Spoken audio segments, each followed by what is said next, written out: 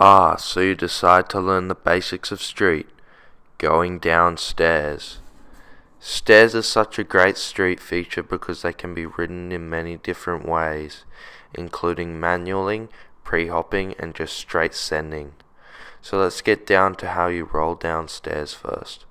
First, get used to rolling off curbs and sidewalks. Just stand out of the saddle and put your weight further over the rear tire. Once you get comfortable with this, it's time to do the stairs.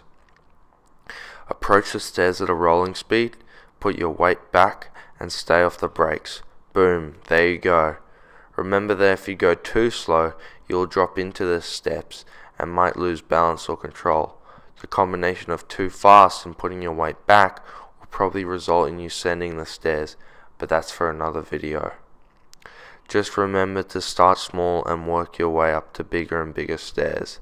Stairs have different feelings to them. Some are long and don't drop down much. Others are short and are more like small drops. Remember, when trying new stairs, go down them slowly, modulate the brakes, and stop if there is a gap in between them so you can get a feel for the stairs. If you like the video, subscribe and tell me what other street techniques you would like to see in the future, and I'll see you in the street.